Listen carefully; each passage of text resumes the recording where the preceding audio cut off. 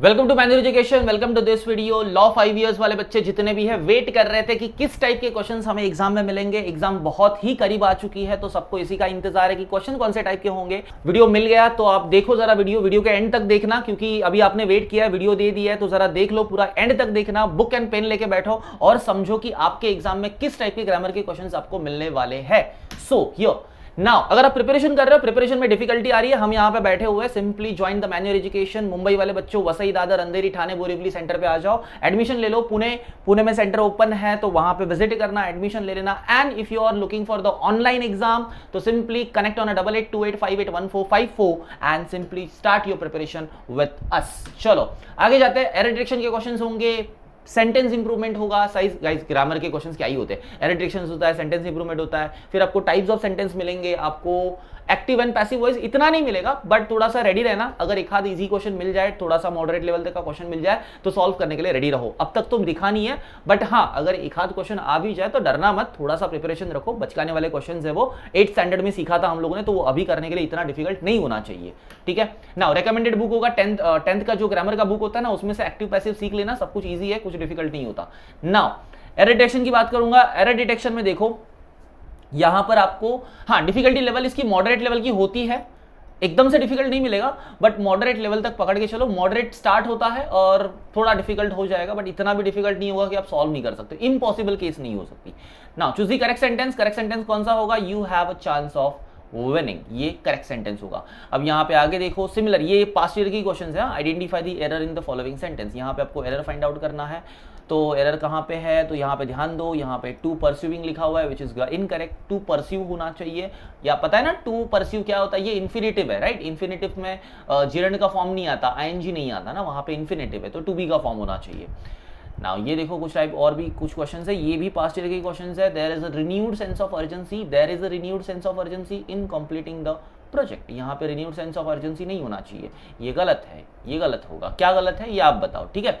Choose the correct sentence. यहाँ पे correct sentence क्या होगा? फेलिंग गलत है, फेल गलत है। ही फेल मैथमेटिक्स नहीं होगा क्योंकि ये प्लूरल है। He fail in mathematics, again subject and verb agreement नहीं है। फेलिंग बिल्कुल नहीं हो सकता क्योंकि हेल्पिंग वर्ब नहीं है, तो बचा कुछ option D, that is your correct answer. देखो कितने सिंपल तरीके से आंसर कर रहा हूं। पहले क्या किया मैंने स्ट्रक्चरल देखा, subject and verb agreement first होता है, उसको चेक कर लो, उसके अकॉर्डिंग जो गलत है उसका आंसर कर लो। बहुत ही ईजी है, प्रैक्टिस करोगे और ईजी हो जाएगा।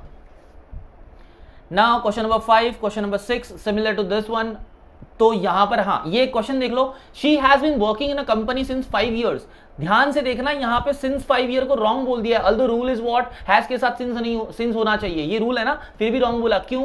क्योंकि यहां पे वो टाइम फ्रेम की बात कर रहा है। टाइम फ्रेम की बात करेगा तो पता है यहां पे फॉर यूज होता है, भूलना मत। अगर वो सिंस की बात करेगा तो सिंस कब तक करेगा? जब प्रीवियसली काम करते आ रहा है और अभी तक काम कर रहा है तो सिंस का यूज होगा। अदरवाइज अगर आप नेक्स्ट पॉइंट के लिए, मतलब आगे वाले टाइम फ्रेम की बात कर रहे हो या किसी पहले वाले टाइम फ्रेम की बात करोगे तो वहां पे फॉर यूज होता है।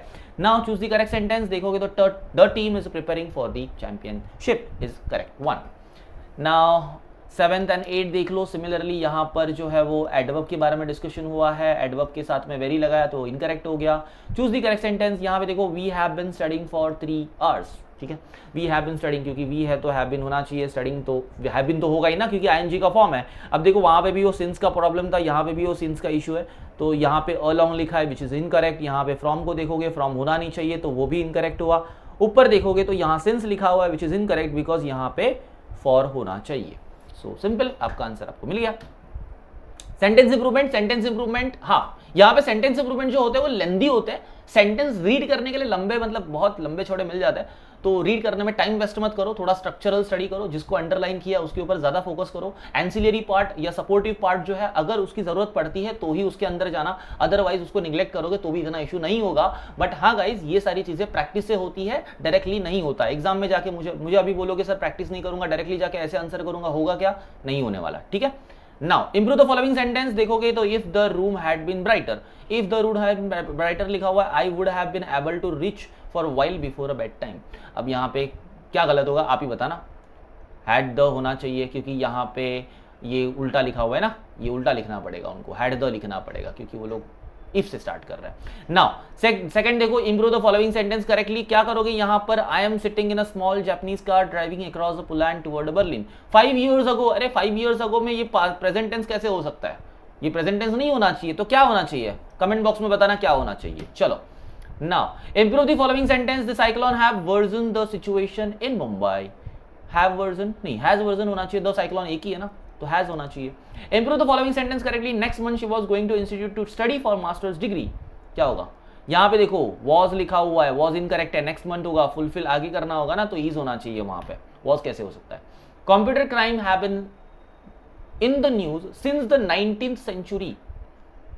क्या होगा? हैज बीन होना चाहिए, क्योंकि यहाँ पे कंप्यूटर लिखा हुआ एक ही है, तो हैज बीन होना चाहिए ना। देन 6, देखो ये क्वेश्चन, अच्छा ये 6 क्वेश्चन जो है यहाँ पे आप मुझे रूल बताओ कि क्या रूल यूज किया है, कि यहाँ पे टू फॉलो क्यों नहीं, यहाँ पे फॉलोइंग क्यों, ऐसा क्यों किया, वो जरा रूल मुझे कमेंट बॉक्स में बताना।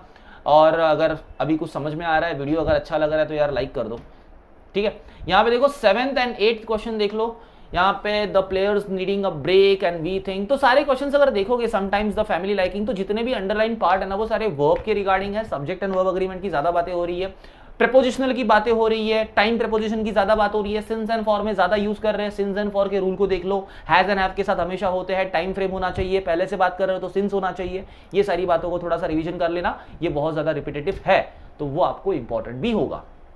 नाउ मिसलेनियस पार्ट में आपको इनडायरेक्ट स्पीच के क्वेश्चंस थोड़े से ज्यादा मिलेंगे, एक्टिव एंड पैसिव वॉइस भी मिलेगा, तो इतना भी डिफिकल्ट नहीं होता, आई वुड से कि इजीली आंसर कर दोगे। यहाँ पर भी देख लो ही सेड लिखा हुआ है, इसको अगर निकाल दोगे तो आपको दैट लगाना पड़ेगा, तो दैट तो है ही, अस लिखा हुआ है तो वो दे हो जाएगा, ही गलत होगा, ही भी गलत होगा, तो दे के 2 सेंटेंसेस है, यहाँ पे शुड लिखा है, वेटेड गलत होगा, तो ये सबके सब eliminate, option C is your correct answer. देखो मैंने पूरा आंसर भी नहीं किया, मैंने सिर्फ एलिमिनेशन लगाया, जो इनकरेक्ट है उसको एलिमिनेट किया, जो करेक्ट है वो आपके सामने आ गया। गाइज मैंने आंसर रट्टा नहीं मारा, मैंने बाहर करके मैं यहाँ पे नहीं आया हूँ, मैं जो टेक्निक है उसको अप्लाई करके यहाँ पे आपको बता रहा हूँ। जो मैन्युअल के स्टूडेंट रहेंगे, जो वीडियो देखेंगे उनको तो समझ में आ ही जाएगा, लेकिन अगर आप मैन्युअल के नहीं हो, अगर ये टेक्निक सीखनी है तो आ जाओ, सिखा दूंगा। चलो, now choose the correct passive form of the given sentence. He has downloaded the video on his phone. Simple है, यहाँ पे लिखा क्या हुआ है, द वीडियो आपका सब्जेक्ट हो जाएगा, ऑन हिज फोन एक्सटेंशन है, एक्सटेंशन को यूज करना नहीं है तो सब्जेक्ट, जो ऑब्जेक्ट है वो सब्जेक्ट हो जाएगा, सब्जेक्ट है वो ऑब्जेक्ट हो जाएगा, एंड पार्टिसिपल यूज करोगे, पार्टिसिपल यूज करोगे तो सिंपली हैज बीन हो जाएगा।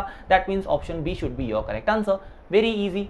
देखो जितना मैंने बताया ना वो उतना ही काफी है, उतना भी नोट कर लो, उतने पे प्रैक्टिस कर लो, तो आपका active voice passive voice exam में सॉल्व हो जाएगा, वो मेरी गारंटी है। Now choose the sentence comparative degree. Comparative degree है, क्या ही बोलना है, दैन मिलेगा, कंपैरेटिव डिग्री आ जाएगी, 2 पर्सन होनी चाहिए, सुपरलेटिव होता है तो दो से ज्यादा होंगे, राइट। एक पर्सन को 2 से ज्यादा पर्सन से कंपेयर करोगे सुपरलेटिव हो जाएगी, और पॉजिटिव तो क्या ही कहने, एक ही पर्सन होता है तो उसको फाइंड आउट करने की जरूरत नहीं है, ऐसे ही दिख जाएगा वो। Identify the degree of comparison. Degree of comparison कैसे फाइंड आउट करोगे, वर्ड देखोगे, एडजेक्टिव देखोगे, एडजेक्टिव की डिग्री कौन सी है, यहाँ पे देखो फैंटेस्ट लिखा हुआ है, फैंटेस्ट का सीधा सीधा मतलब सुपरलेटिव डिग्री यूज हो रही है। Now this much of this video law 5 years के स्टूडेंट के लिए जो भी ग्रामेटिकल इज इंपॉर्टेंट है, जो भी grammatical types of question important है, वो सारे क्वेश्चन हम लोगों ने यहाँ पे कवर किए वीडियो में। तो आप वीडियो को पूरा देखे हो, यहाँ तक पहुंचे हो तो गाइज वो लाइक बटन अभी हिट कर दो, क्योंकि यहाँ तक पहुंचे हो दैट मीन्स आपने पूरा फायदा उठाया वीडियो का, आपने बहुत कुछ सीखा हुआ है, सीख भी लिया होगा, तो थोड़ा लाइक बटन हिट कर देना, एंड वीडियो को शेयर कर दो दोस्तों के साथ, उनको भी सीखने मिलेगा, एंड सब्सक्राइब कर लेना यार, ऐसे वीडियोस और भी आएंगे, ऐसी बहुत सारी आइडियाज और भी मिलेगी, तो वीडियो को चैनल को सब्सक्राइब कर दो, ठीक है। Thank you for watching the video.